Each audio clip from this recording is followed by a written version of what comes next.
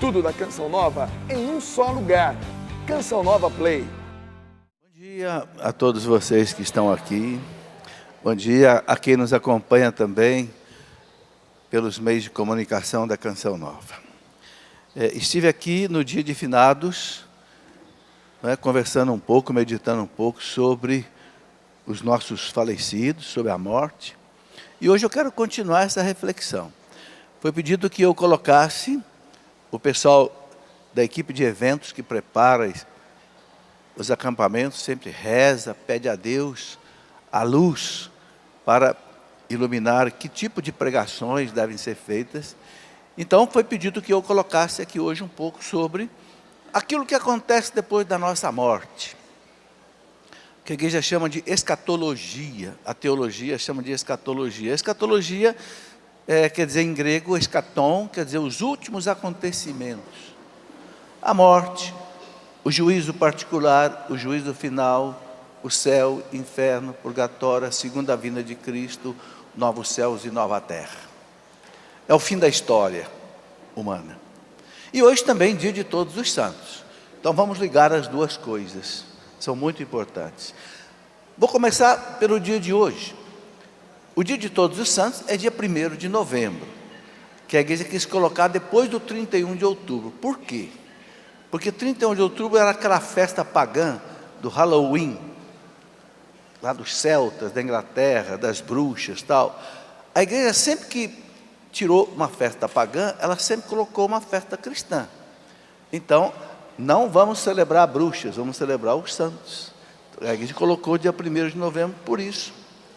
Mas como dia 1º de novembro é um dia de semana, normalmente, e as pessoas não podem parar, ir à missa, fazer uma reflexão mais profunda, então a igreja do Brasil pediu autorização para a Santa Sé, do Vaticano, e conseguiu transferir a celebração para o domingo. Então o céu celebra o dia dos santos para o Brasil hoje. Está baseado naquilo que Jesus disse: Pedro, o que você ligar na terra, eu ligo no céu. Então, se o Papa, os bispos ligaram na terra, que aqui para o Brasil o dia dos santos é hoje, então o céu celebra hoje. Isso quer dizer que as comportas das graças estão abertas hoje sobre o nosso país. Dia de todos os santos é dia de todas as graças.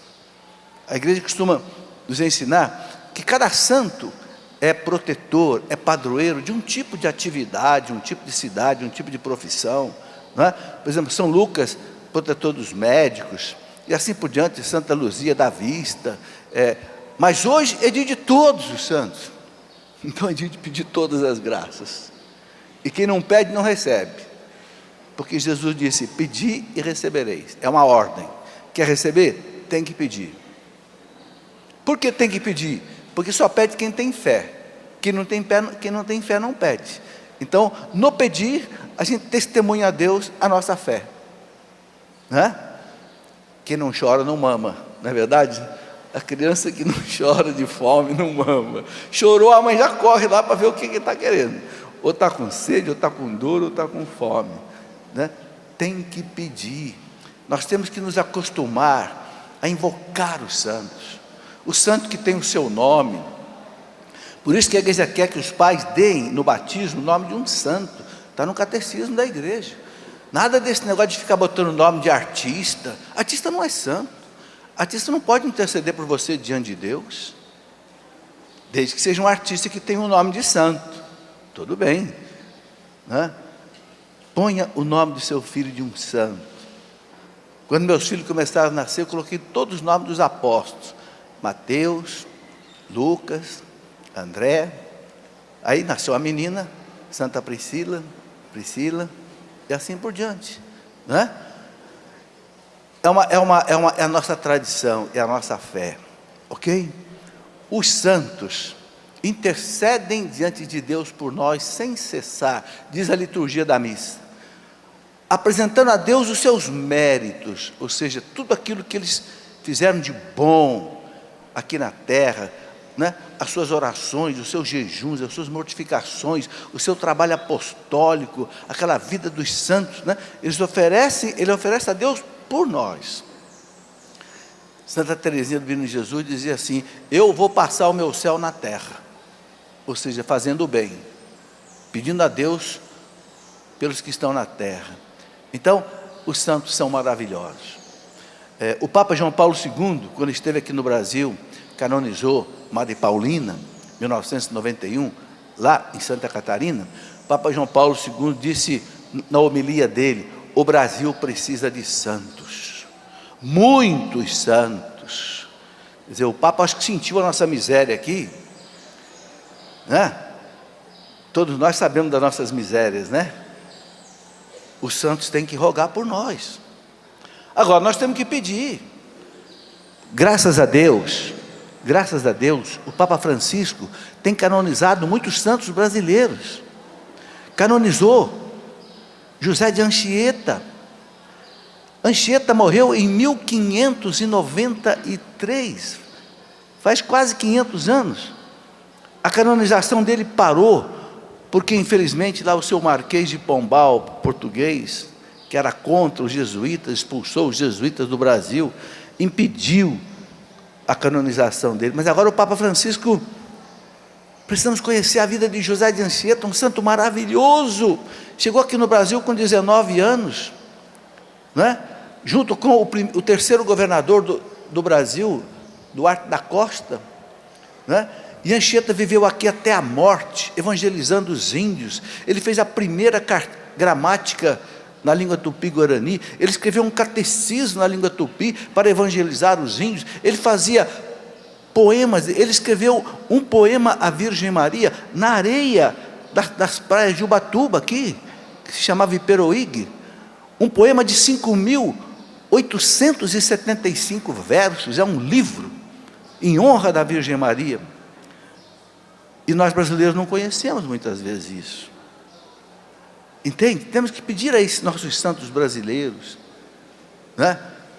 Aqui do nosso lado, o primeiro santo que nasceu no Brasil, Frei Galvão. Tem aqui o santuário dele, que distribui as famosas pílulas de Frei Galvão. Todo dia tem missa no santuário ali, a 15 quilômetros daqui. Tem lá um museu maravilhoso, tem a igreja onde ele foi batizado, no alto de Guaratinguetá, tem ali a pia onde ele foi batizado, tem as relíquias dele ali. E a gente não conhece. São tesouros espirituais que estão à disposição nossa, e a gente muitas vezes não conhece. Os santos, meus irmãos, abalaram o mundo. Tem um livro que foi escrito por um jornalista que nem católico é, mas um livro maravilhoso, René Philip Miller, um jornalista alemão ou suíço, não sei bem. Ele escreveu um livro, Os Santos que Abalaram o Mundo. Quais são? Ele escolheu 5 santos, né?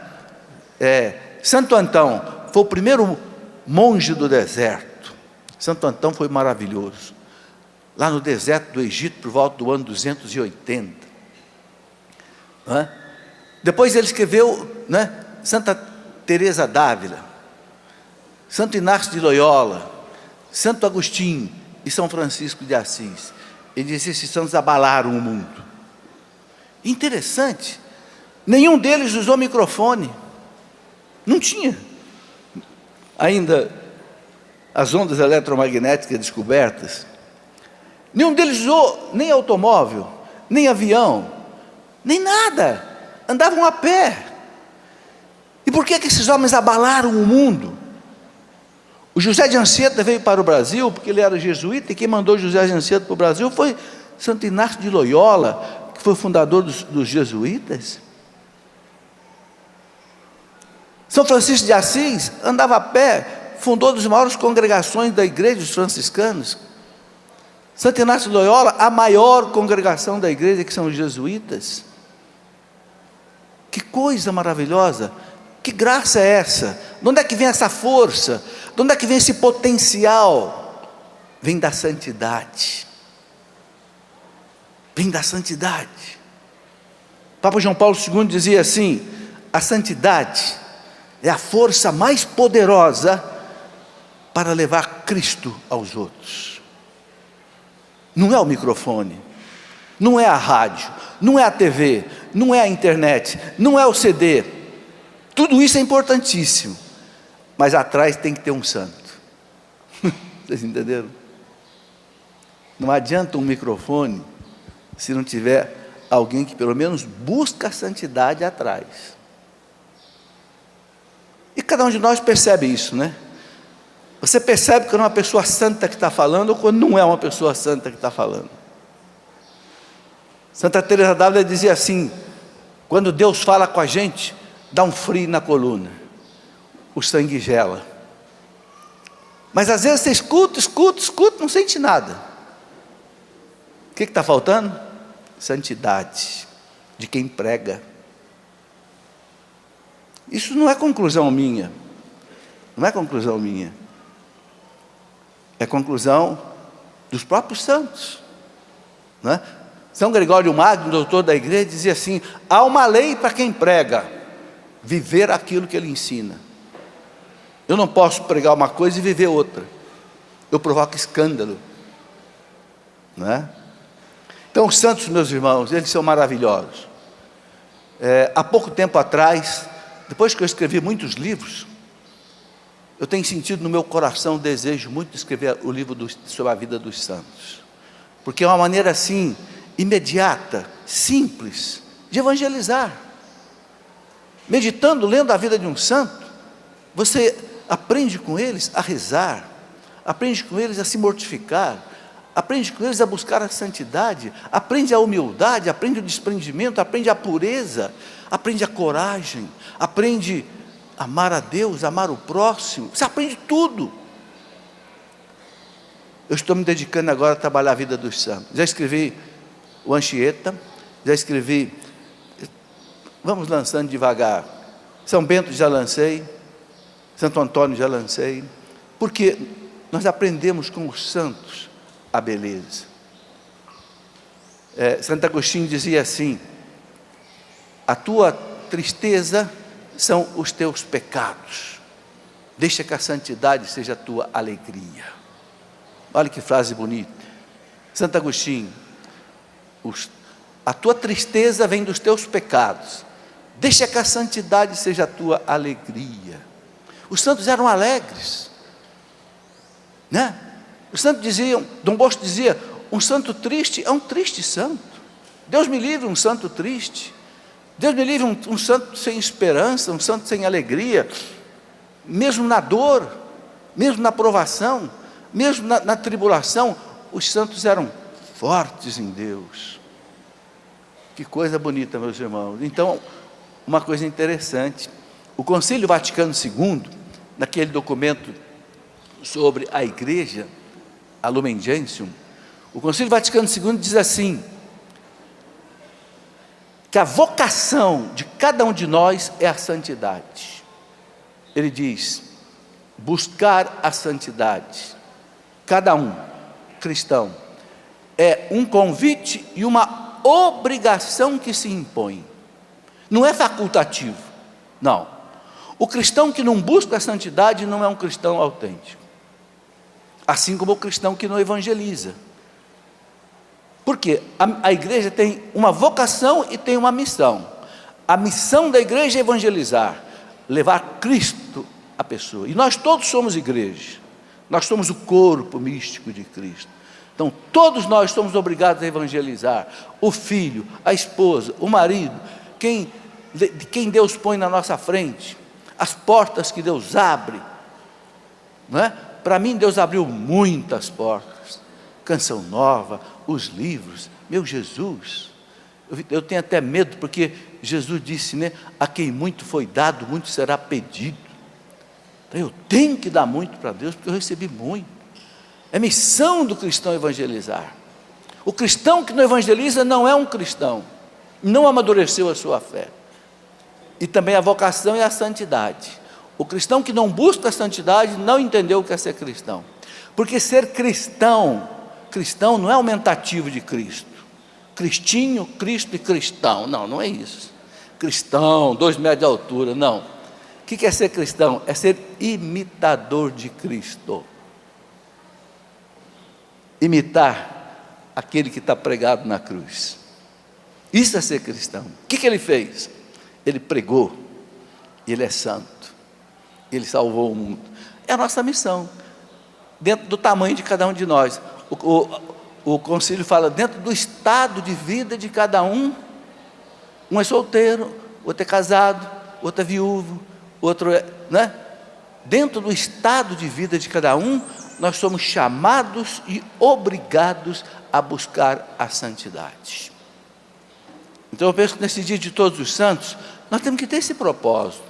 Eu vou buscar a santidade. Por quê? Porque senão eu não vou ver Deus. A carta aos Hebreus, no capítulo 12, versículo 14, diz assim, quem está com a sua Bíblia aí, se quiser pode até abrir, Hebreus 12, 14 diz assim, buscai a paz com todos e a santidade, sem a qual ninguém pode ver o Senhor. Sem a santidade, ninguém pode ver o Senhor. Olha, o que é o céu, gente? O céu é ver Deus, é a visão beatífica de Deus, aquela visão extasiante, que a gente vai passar toda a eternidade só louvando a Deus, porque é uma beleza que não se esgota, que não tem tédio, que não tem fastio, que não cansa. Agora, a carta aos Hebreus diz, Hebreus 12, 14, buscai a paz com todos e a santidade, sem a qual ninguém pode ver o Senhor. Você quer ver o Senhor? Você quer viver na comunhão com Deus? Então, vamos buscar a santidade desde aqui. Talvez ela se complete no purgatório. Eu não vou falar mais do purgatório, porque já falei aqui no dia de finados. Deus nos dá uma chance maravilhosa, um amor maravilhoso de Deus, que é o purgatório. A gente completar nossa purificação lá, porque só pode entrar na comunhão com Deus quem tiver 100% santo, porque Deus é santo, santo, santo, 3 vezes santo, dizia Paulo VI. O que é buscar essa santidade aqui? Sabe, gente, cada santo é de um jeito, não tem 2 santos iguais, não tem 2 santos iguais, não tem 2 caminhos de santidade iguais. Há alguns denominadores comuns que a igreja nos oferece para chegar à santidade, mas cada um é de um jeito. Você pega um São Benedito que era filho de escravo, e você pega um São Luís IX que era rei da França. Você pega aí santos que foram reis, como Henrique II, que foi imperador da Europa, santo. São Gustavo lá da Noruega. Você encontra na igreja santos escravos, como Santa Baquita, escrava. Você pega uma santa como a nossa querida Inhaxica, extremamente simples. Eu estive lá na casinha que ela morava, e meus irmãos, que coisa impressionante. Não parece nenhuma casa, parece uma gruta. Aquele fogãozinho de lenha pequenininho, aquela mulher não andou por lugar nenhum, mas aquela mulher santa, já foi beatificada. Rezemos para que seja canonizada. Padre Vitor, outro padre aqui de Minas, os 2 são de Minas, né? Minas é um lugar abençoado. É por isso que eu morei lá 10 anos em Itajubá. Minas é abençoado, abençoado. Padre Vitor, beato, negro, escravo, santo. Que coisa linda, meus irmãos. Nós temos santos imperadores, temos santos reis, temos santos princesas, temos santos pobres, temos santos de todas as profissões, médicos, todos. O que há de comum neles? Todos são diferentes, mas tem algumas coisas de comum. O que é aquilo que a igreja oferece? O que a igreja oferece para a santificação? Primeiro, a oração. A igreja nos ensina a rezar. Rezar o rosário, rezar na Santa Missa, rezar. A leitura, né? A meditação orante, a Lexio Divina, a oração das horas, né? A liturgia das horas. A igreja nos ensina a rezar. Ninguém é santo sem rezar. Tira o cavalinho da chuva. Santo Afonso de Ligório, doutor da igreja, que fundou a congregação dos padres redentoristas, Santo Afonso de Ligório dizia assim: quem reza se salva, quem não reza se condena. Não é Deus que condena a gente que se condena. Porque se você não reza, você não tem força. Se você não tem força, você peca. Se você peca, você ofende a Deus. Quem reza se salva, quem não reza se condena. Por isso que São Paulo fala, orai sem cessar. 1 Tessalonicenses 5,17, orai sem cessar. Não quer dizer que você vai ficar 24 horas de joelho, não. Mas você pode estar lavando um prato e estar pensando em Deus. Você pode estar dirigindo seu carro, estar rezando o rosário. Você pode estar na fila de um banco, tira seu tercinho aqui, tira seu tercinho de dedo aqui. Você pode na fila do banco estar rezando. Em vez de ficar fofocando na fila do banco, na fila do supermercado, reza o terço. Entendeu? É simples. Orai sem cessar. Gente, nós não temos força. A força vem de Deus. Jesus disse, sem mim nada podeis fazer. Acredite nisso. Ponha isso no seu sangue. Sem mim eu não posso fazer nada. Jesus nos chama de servos inúteis. Está passando no Evangelho que a gente não entende bem. Jesus diz assim, depois que você fizer tudo que tem que fazer, diga assim, eu sou um servo inútil, eu só fiz o que eu tinha que fazer. O que Jesus quer dizer com isso? Ele não está esculhambando a gente, não.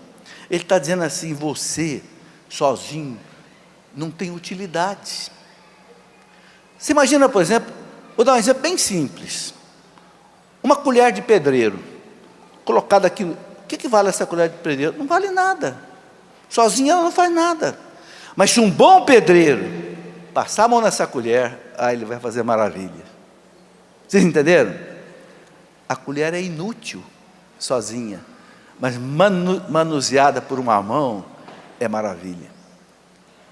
O que adianta um aparelho desse maravilhoso, que funciona sem fio, só com ondas eletromagnéticas? O que adianta se não tiver atrás alguém falando? É inútil. Vocês estão querendo entender em que sentido Jesus diz que nós somos inúteis, sem a sua graça, sem a sua mão nos conduzindo? Não vai. Nós não conseguimos fazer as obras de Deus, nem as coisas que a gente precisa fazer.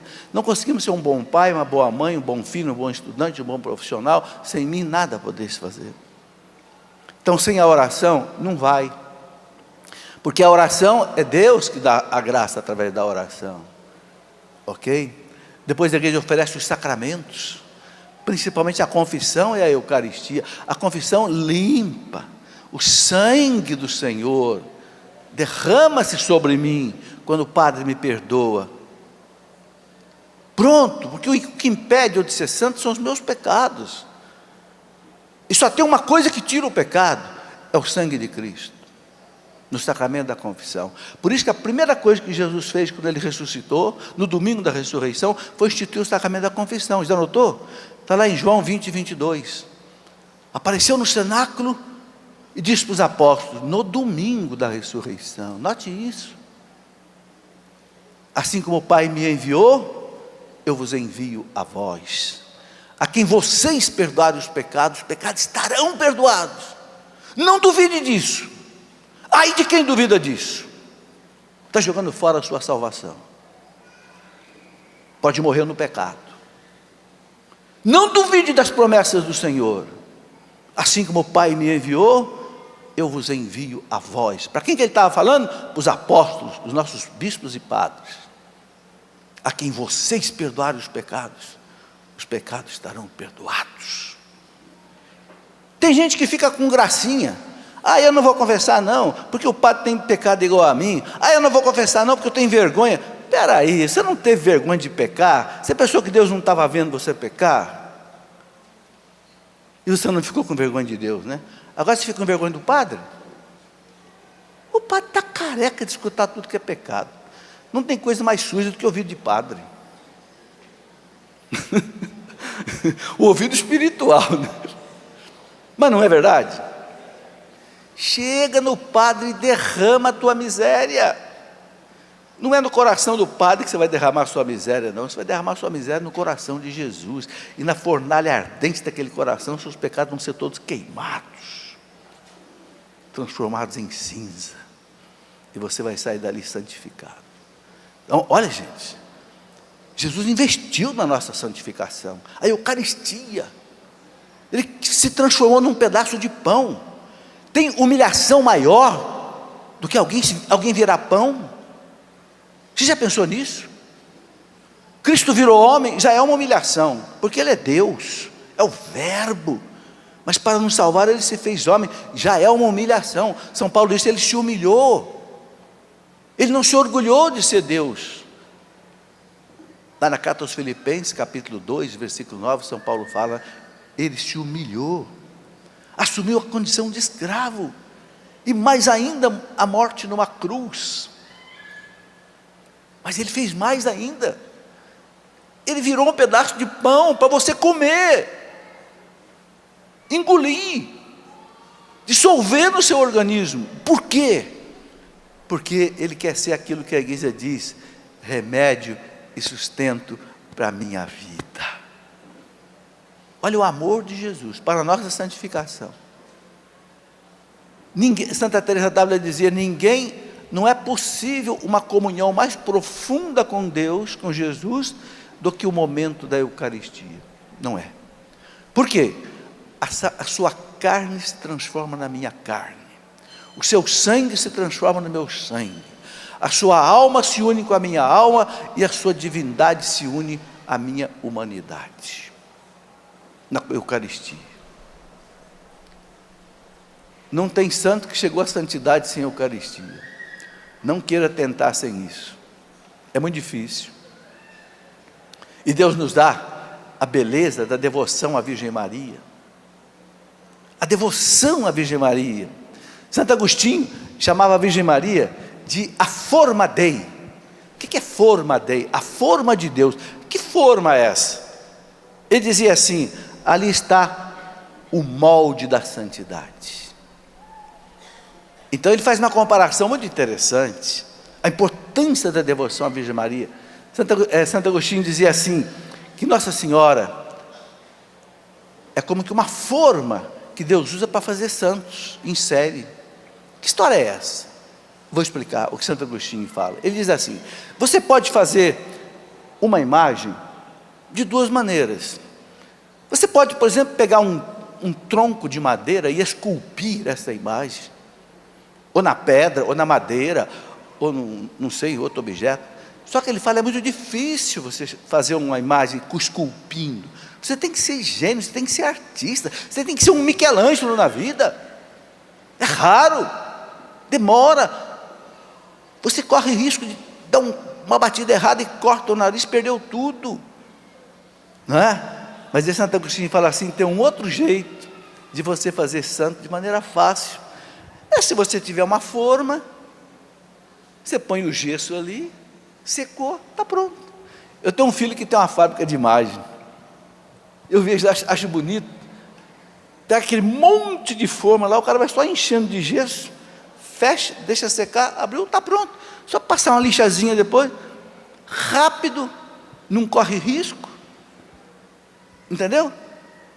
Então Santo Agostinho diz assim, quem quer ser santo sem a devoção à Virgem Maria, sem se derreter nessa forma de santidade, porque ela é imaculada, ela não teve pecado original e nem pecado pessoal. Quem se derrete no coração de Maria, sai dali santo, rápido, é uma forma de santidade. Agora você querer ser santo sem a Virgem Maria, você vai sofrer. É como você esculpir um santo, um por um, com o martelinho, com o formãozinho, entenderam a comparação? Maria é uma forma de santidade. Ela moldou Jesus, não foi? No seu seio. Ela foi digna de receber, de ser o primeiro sacrário vivo da terra. Era o primeiro sacrário vivo. O primeiro sacrário onde Jesus viveu foi no seio dela. E é nesse sacrário também que nós temos que entrar e deixar que ela nos molde no poder do Espírito Santo e nos dê o rosto de Jesus. O que é o santo, meu irmão? O santo é aquele que tem o rosto de Jesus. São Paulo, na carta aos Romanos, capítulo 8, versículo 29, São Paulo diz assim, Deus nos predestinou para sermos conformes à imagem do seu Filho. Olha que bonito, que Deus quer de cada um de nós aqui? Que nós tenhamos o rosto de Cristo, os sentimentos de Cristo, os valores de Cristo, o amor de Cristo, a bondade de Cristo. É aquilo que o Padre Zezinho cantou, uma música muito antiga: amar como Jesus amou, viver como Jesus viveu, sorrir como Jesus sorria. É aquilo, é ser alter Christus, diziam os santos padres, é ser um outro Cristo. Aí somos nós. Mas quem é que moldou o Cristo? Humanamente, deu ao Cristo, deu ao Verbo a carne, a Virgem Maria. Por isso que Deus a preservou do pecado original, porque aquela que gerou o Verbo humanado não podia ser tocada pelo pecado. Santo Agostinho dizia: nem pensar nisso, seria uma ofensa tremenda ao filho querer imaginar que a mãe pudesse ter pecado. Por isso que é dogma de fé a Imaculada Conceição. Então, meus irmãos, os santos são essa beleza. Nós somos chamados à santidade. O Papa Francisco, no dia de Todos os Santos, dia 1º, que lá na Itália celebra dia 1º, o Papa Francisco diz: santidade não é para os super-homens. O Papa Francisco explica as coisas bem explicadas, né? Santidade não é para super-homem, é para cada um de nós, o Papa Francisco disse. E é mesmo. É mesmo. De repente, a gente pode não chegar à santidade aqui até a morte, mas nós vamos chegar lá no purgatório e vamos para o céu. Esta é a nossa meta. Na carta aos Filipenses, capítulo 3, versículo 20, São Paulo diz assim: nós somos chamados, nós somos cidadãos do céu. Nós somos cidadãos do céu. Eu vou até ler essa passagem que é muito bonita de São Paulo. Ele fala, né? Filipenses 3, 20, ele fala assim, olha, eu deixei marcado aqui: nós, porém, somos cidadãos dos céus, é de lá que ansiosamente esperamos o Salvador, o Senhor Jesus Cristo, que transformará nosso mísero corpo, tornando-o semelhante ao seu corpo glorioso, em virtude do poder que tem de sujeitar a si toda a criatura. Essa é a nossa meta, essa é a nossa glória, esse é o nosso destino. Nós somos cidadãos do céu. Gente, o que fez os santos se tornarem santos? Esses santos que a gente conhece mais de perto, por exemplo, um Santo Agostinho, um São Benedito, um Santo Antônio, um São Tomás de Aquino, um São Leão Magno, um São Gregório Magno.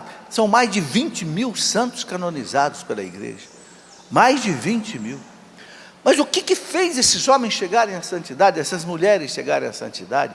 Uma Santa Catarina de Sena, que era analfabeta, doutora da igreja.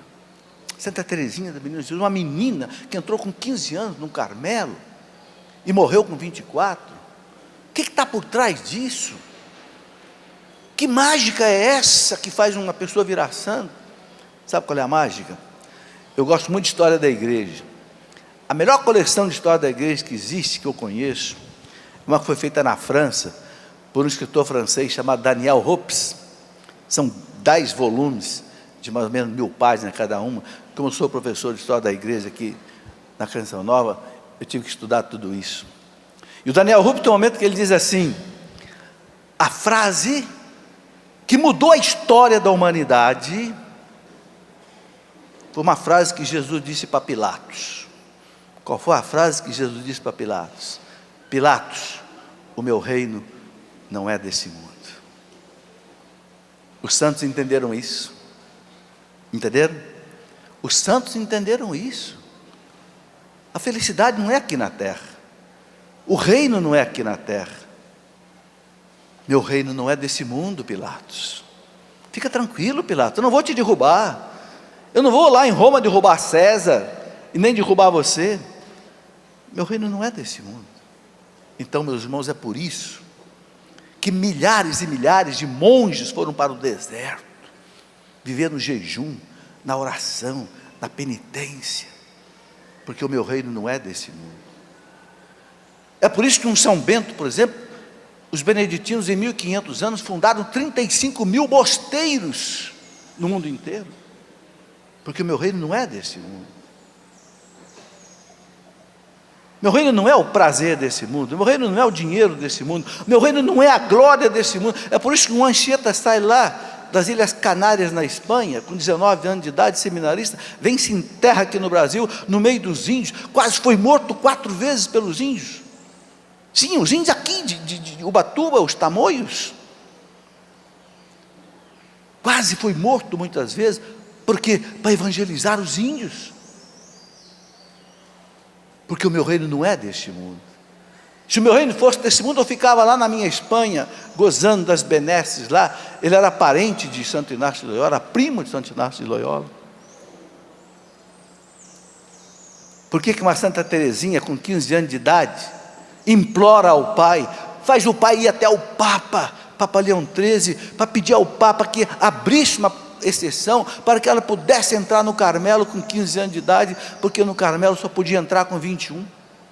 Vocês sabem que entrou no Carmelo, só sai dali para o cemitério, né?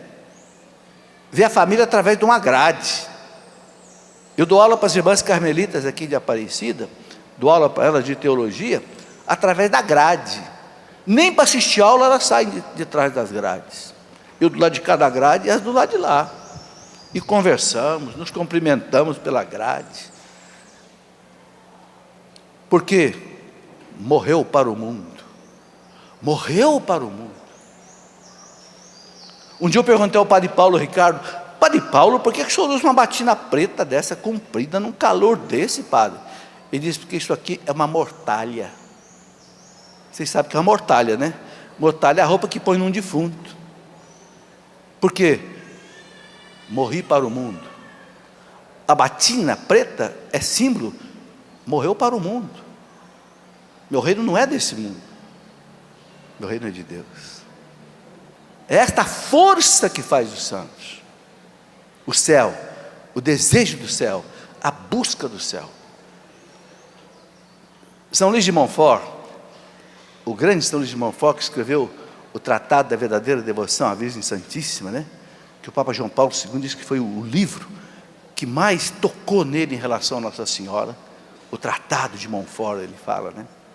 São Luís de Montfort, ele tem o texto meditado. Quando ele medita o segundo mistério glorioso, que é a ascensão de Jesus ao céu, ele diz assim: Senhor Jesus, pela contemplação desse mistério e intercessão de Nossa Senhora, fazer que eu tenha um desejo ardente do céu. Que eu tenha um desejo ardente do céu. Ok? Que eu não busque as coisas da terra, eu não busco os prazeres da terra, as glórias da terra, porque a terra é muito pouco. No máximo a gente vive 100 anos aqui, mas no céu eu vou viver por toda a eternidade, não acaba mais. Eu vou investir 100 anos, eu quero investir na eternidade. Estão entendendo? É isso que faz a força do céu. Bom, agora eu queria completar a nossa reflexão de hoje, falando um pouco da questão daquilo que vem depois da morte. Eu já falei aqui do purgatório, no dia 1º, não preciso falar. A igreja ensina que depois, né, da morte vem o juízo particular, imediatamente após a morte. Nos apresentamos diante do tribunal de Cristo. Eu quero ler isso, para vocês não pensar que eu estou... Está no catecismo da igreja, e está na Bíblia. Então eu quero ler aqui, por exemplo, o que São Paulo fala, por exemplo, na carta aos Coríntios, segunda carta de São Paulo aos Coríntios, capítulo 5, é um texto muito bom para meditação. 2 Coríntios 5, começa no versículo 1, São Paulo diz assim: sabemos com efeito que ao desfazer a tenda que habitamos nesse mundo, que tenda é essa que nós habitamos nesse mundo? O corpo.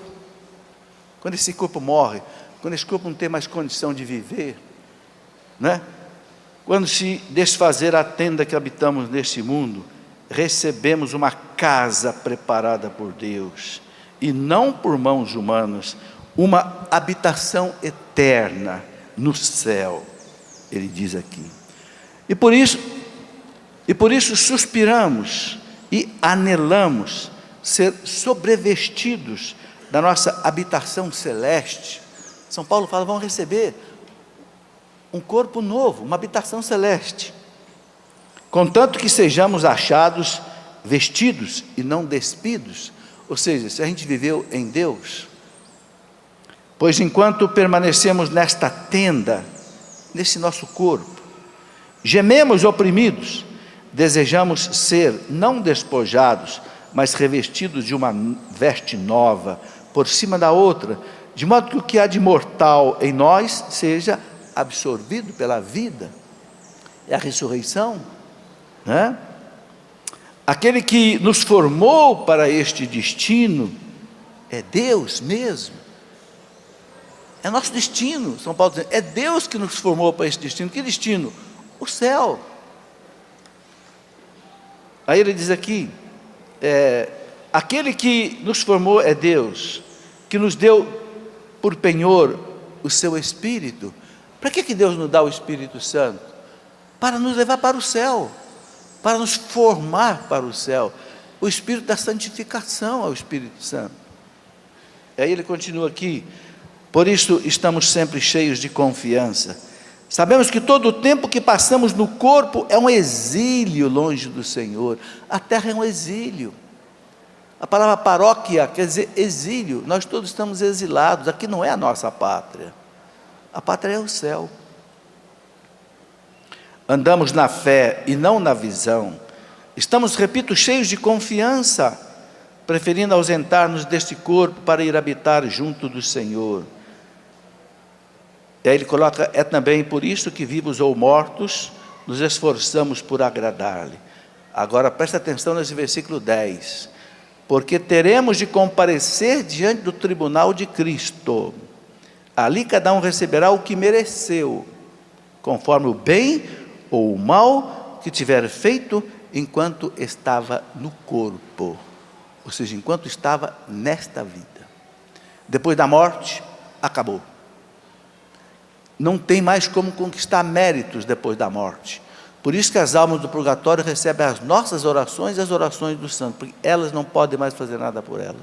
Encerra-se com a morte. Então, São Paulo diz, nós teremos de comparecer diante do tribunal de Cristo, onde cada um vai receber o bem ou o mal que tiver feito enquanto estava nesta vida. Então aproveita, meu irmão, enquanto você está aqui nessa vida, aproveita para fazer o bem, aproveita para amar a Deus, aproveita para amar o próximo, e Deus está contabilizando o bem para você, e esse bem todo, diante do tribunal de Cristo, você vai receber. Está aqui, bem claro, 2 Coríntios 5, 10, ok? Então a igreja nos ensina que após a morte vem esse juízo particular. O coração amoroso de Jesus entende as nossas fraquezas. O Papa João Paulo II diz, não tenha medo, você vai ser julgado por um Deus, mas um Deus que tem um coração humano, sabe das nossas lutas, sabe das nossas fraquezas, não é? Se a gente fizer o que nós temos que fazer, temos que ir tranquilo para esse encontro. Os santos desejavam esse encontro. Santa Teresa d'Ávila, quando o relógio batia, ela dizia, graças a Deus, 1 hora a menos, de eu encontrar com o meu amado. O meu amado. Que bonito, né? Santa Teresinha dizia, eu não morro, eu entro para a vida. Eu não morro, eu entro para a vida. Então, após a morte está aí. A carta aos Hebreus, quem tiver com a Bíblia aí, abre aí, Hebreus 9, 27, diz uma coisa muito importante. Hebreus 9, 27. Está determinado que cada um morra uma única vez, e em seguida vem o juízo. Está aí. 2 passagens bem claras. 2 Coríntios 5, 10 e Hebreus 9, 27. Está determinado por Deus que cada um morra uma única vez. Não existe reencarnação, você morrer várias vezes. Hebreus 9, 27 anula a crença na reencarnação. Quem quiser acreditar, que acredite, nós respeitamos, mas nós cristãos Está determinado que cada um morra uma única vez. Não brinca com isso não. Você vai morrer uma única vez. E em seguida vem o juízo de Deus. Que juízo é esse? Eu vou prestar conta da minha vida para Deus. A vida é algo maravilhoso. A vida é algo espetacular. Nós geramos os filhos, trabalhamos, construímos esse mundo, fazemos o bem. Agora, se eu joguei a minha vida fora, numa vida dissoluta, numa vida de vícios, numa vida de pecado, se eu joguei fora esse dom maravilhoso de Deus, eu vou ser chamado à responsabilidade, não é? Está na Bíblia, ninguém está inventando nada, não é? Depois, a igreja fala no juízo final, no final dos tempos, quando acabar o mundo, quando Jesus voltar. Quem explica muito bem isso, todas essas coisas, Dom Henrique Soares, o bispo de Palmares, que aliás vai estar aqui na Canção Nova no dia 23 de novembro. Ele escreveu um livro sobre escatologia, que ele colocou o subtítulo Fim do Mundo. Quando Jesus voltar, todas essas coisas, o juízo final. Então o juízo final será quando Jesus voltar. Mas por que vai ter um outro juízo, se eu já passei pelo juízo particular? A igreja explica, não vai mudar a tua sorte. O juízo final é um juízo de toda a humanidade junta. Não me peço para explicar como é que vai ser, porque eu não sei, a igreja também não sabe. Onde toda justiça será feita, diz a Bíblia, diz o catecismo. Deus vai fazer toda a justiça. Esse povo que mata, rouba, prostitui e não sei o que, e blasfema contra a igreja, contra os sinais sagrados, contra a Eucaristia, e corrupto, esse povo pensa que não vai acertar as contas com Deus. Um dia vai acertar diante de Cristo e diante de toda a humanidade, vai morrer de vergonha, e todo mundo vai saber. Agora tem uma coisa que você fez de errado que não vai aparecer, sabe o que é? Diz o catecismo da igreja: aqueles pecados que você já confessou, e que o sangue de Cristo lavou, isso não vai mais aparecer no juízo final.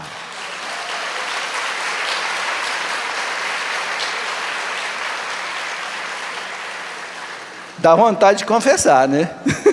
Dá vontade de confessar. Um dia eu falei isso numa aula aqui da Canção Nova para os jovens.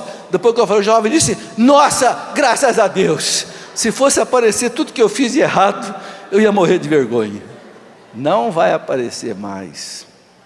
O que você confessou, se arrependeu, pediu perdão, apagou. Que Deus é bom demais. Gente, só vai para o inferno quem quer. O nosso catecismo fala do céu, do inferno, do purgatório. Purgatório eu já falei. Aí fala do céu. Do céu eu já falei bastante.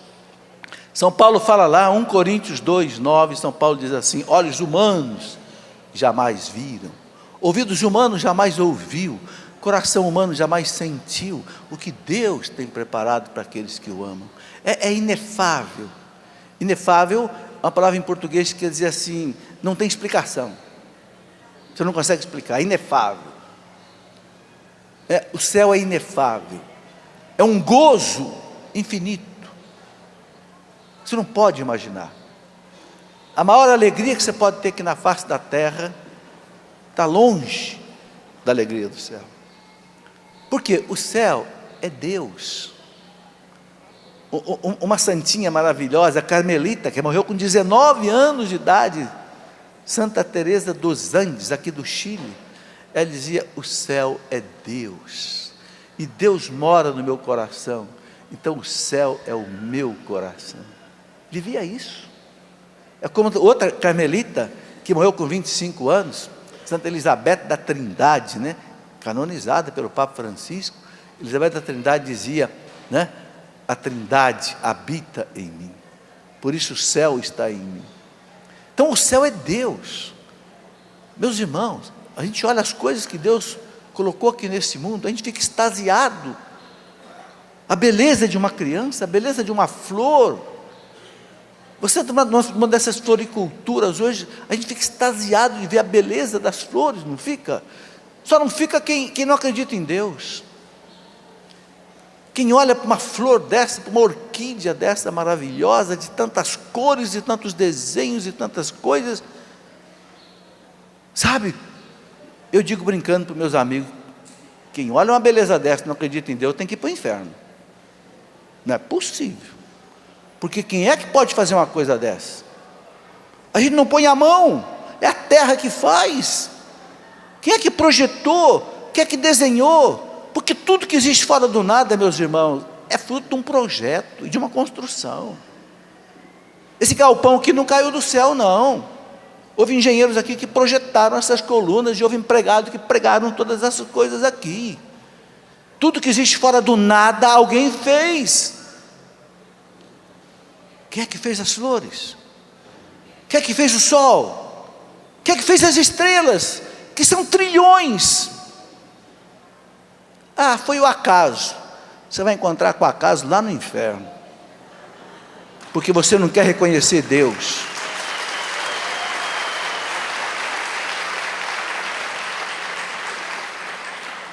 Tem um santo que disse assim: o acaso é o apelido que os ateus querem dar para Deus, para não dizer o seu nome.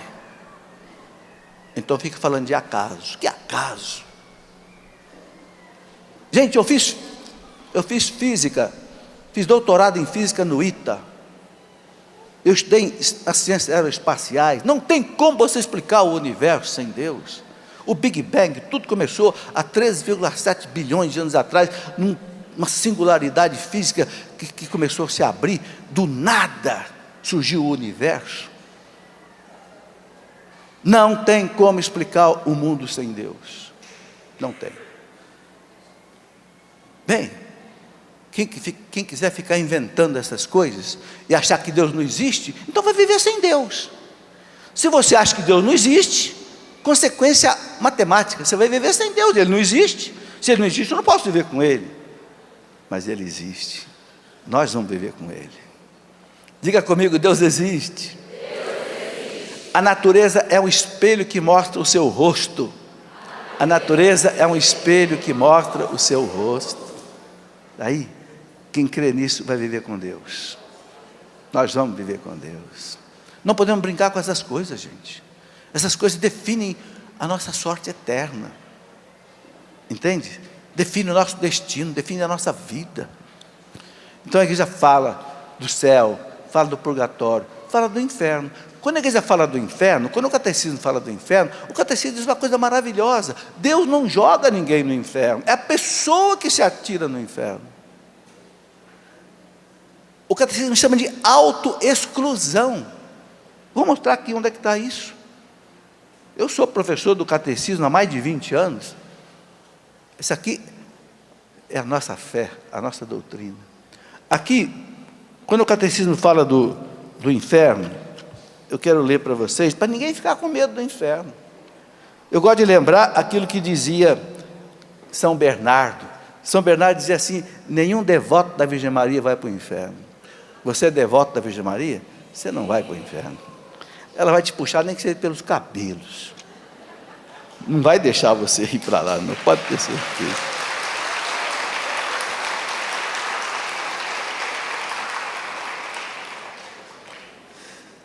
Está aqui. Se vocês quiserem saber o que a igreja nos ensina sobre todas essas coisas, pega o catecismo, a partir do parágrafo 997.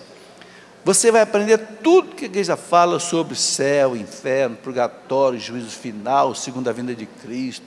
Aqui, no parágrafo 1033, o catecismo diz assim: morrer em pecado mortal o que é? Você não quer saber de Deus, você não quer se arrepender dos seus pecados. Deus te oferece perdão, mas você não quer. É o pecado contra o Espírito Santo. Você não quer. Se não quer, não quer, acabou. Então, morrer em pecado mortal, sem ter se arrependido dele e sem acolher o amor misericordioso de Deus, significa ficar separado do Todo-Poderoso para sempre. Isso é o inferno. O inferno é ficar sem Deus por toda a eternidade. Deus é a nossa alegria. Ok? Por nossa própria opção livre. Olha o que o catecismo diz aqui: por nossa própria opção livre. Eu que escolhi. É esse estado de autoexclusão, eu é que me excluo. da comunhão com Deus. Este estado de autoexclusão definitiva da comunhão com Deus e com os bem-aventurados, que se designa com a palavra inferno. Então, o que é o inferno, no fundo? Eu não quero saber de Deus. Então, pronto. Não acredito que Deus existe, não acredito que Deus me perdoa, não acredito que Deus fez o mundo, então vou viver sem Deus. É o inferno. Aqui, ó, no nosso catecismo. O catecismo, mais do que falar de diabo, de falar de fogo, ele fala de autoexclusão da comunhão com Deus por minha própria iniciativa. Entenderam? Gente, temos que estudar esse livrinho amarelo aqui, ó. E a Canção Nova tem aqui, viu? Se você não tem, leve para sua casa. Esta é a nossa fé. Esta é a nossa doutrina. Esta é a verdade que salva. Jesus diz: a verdade vos libertará. Bom, depois haverá a segunda vinda de Cristo. Cristo voltará, né? Está no nosso credo. Creio na vida eterna. Cristo vai voltar para colocar fim na história da humanidade. Aí haverá só o céu e o inferno. Acaba o purgatório. E esse mundo será transformado. Esse mundo vai acabar? Não, o mundo não vai acabar. Eu quero mostrar a vocês por aqui que ele não vai acabar. Esse mundo será transformado. Por isso que São João fala em novos céus e nova terra. Ora, se haverá uma nova terra, a terra não vai acabar. Vamos ler aqui um pedacinho, para vocês entenderem então o que vai acontecer. Deixa eu colocar aqui no anteparo aqui, para eu poder encontrar com facilidade. No parágrafo 1042 do Catecismo, a gente tem uma explicação muito boa sobre isso. O Catecismo diz assim, ó, quando ele fala do fim do mundo, depois do juízo final, né? O 1042 fala a esperança dos novos céus e da nova terra. Ele fala assim, né? Eu quero ler só um pedacinho, porque já está no final da nossa palestra. Parágrafo 1043. Quanto ao cosmos, você sabe, é o universo todo. A revelação com R maiúsculo, ou seja, aquilo que Deus ensina, afirma a profunda comunidade de destino do mundo material e do homem. Há uma ligação do homem com o universo. O universo foi feito para o homem. Também o universo visível está, portanto, destinado a ser transformado. Está aqui, ó, parágrafo 1047. O universo visível está, portanto, destinado a ser transformado. Não é para ser sumido. A fim de que o próprio mundo, restaurado em seu primeiro estado, que primeiro estado é esse? O paraíso terrestre, onde não havia morte, não havia a caducidade, nada envelhecia, a fim de que o próprio mundo, restaurado em seu primeiro estado, esteja sem mais nenhum obstáculo a serviço dos justos, ou seja, daqueles que se salvarem. Então haverá uma nova terra, um novo mundo. Nós não sabemos como é. A igreja diz, não sabemos como é. A igreja é humilde, ela não sabe como é. Deus não revelou tudo. Se Deus não revelou é porque a gente não conseguiria entender. Então a gente vai entender lá. Aí ele termina dizendo assim, participando de sua glorificação em Cristo. Agora, olha o parágrafo 1048. Ignoramos o tempo da consumação da terra, ou seja, não sabemos quando isso vai acontecer. Ignoramos o tempo da consumação da terra e da humanidade, e desconhecemos a maneira de transformação do universo. Então eles falam, não sabemos como vai ser, mas vai ser. Vocês entenderam? O mundo vai ser transformado, haverá um novo céu e nova terra, e aí ele conclui dizendo aqui assim, passa certamente a figura deste mundo deformada pelo pecado, mas aprendemos que Deus prepara uma nova morada e nova terra. Nela reinará a justiça, e sua felicidade irá satisfazer e superar todos os desejos de paz que sobem aos corações dos homens. Que bonito, né? É aquilo que diz o Apocalipse: não haverá mais lágrimas, não haverá mais choro, não haverá mais pranto. Deus será tudo em todos. Amém. Deus seja louvado. Fiquem de pé um instantinho. Vamos dar glória e graças a Deus por tudo isso. Para nós, meus irmãos, foi feito o céu. Para nós não foi feito o inferno. O inferno foi feito para os demônios e seus anjos. Para nós foi feito o céu. Somos cidadãos do céu. Que santidade de vida, que homens devemos ser, pois se tudo no céu e na terra o Senhor julgará. Tudo da Canção Nova em um só lugar. Canção Nova Play.